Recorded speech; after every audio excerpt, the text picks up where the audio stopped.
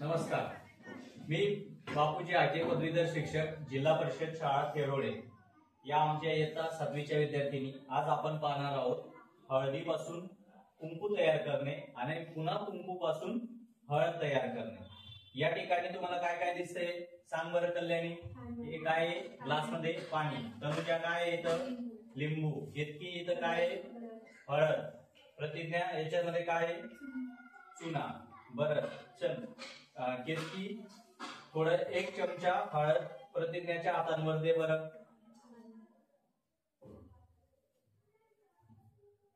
तू प्रेरणा चुना टाक त्या हातांमध्ये. हात एकमेकांवर घास. आता प्रतिज्ञा हात एकमेकांवर घास.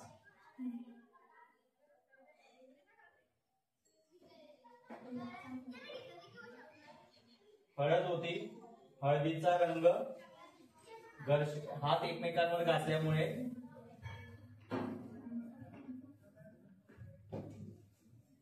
आता बघा हळदीपासून आता केतकी लिंबू टाकतात.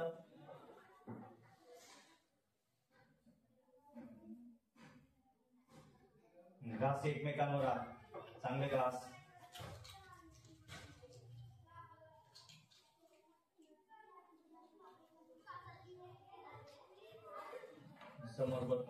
समोर दाखवा.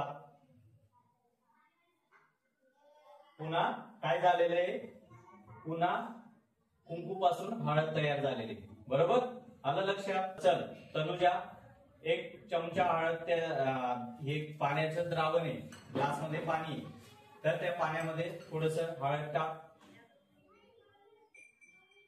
चल ग, तू द्रावण पूर्ण ढवळून घे आणि ढवळून झाल्यानंतर आता हे जे पाणी, कशाचं पाणी दिसतंय? समोर उभे राहिले. पाणी कशाचं दिसतंय? ग्लास दाखव बरं. हळदीचं पाणी तयार झालेलं आहे. बरोबर. आता चल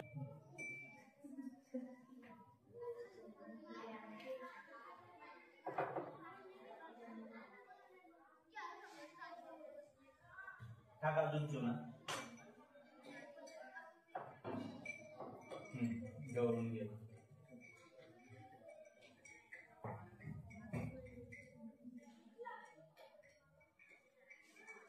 हळदीचं पिवळं पाणी आता काय झालेलं आहे? लाल. दाखव बरं.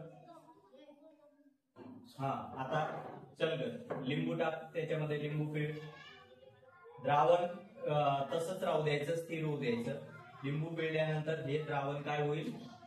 पिवळ्या रंगाचं होईल. पुन्हा त्या द्रावणापासून हळद तयार होईल. अजून टाक द्रावण, लिंबू टाक अजून. द्रावण पिवळं होताना दिसतंय. बस. ग्लास दाखव आता वरती.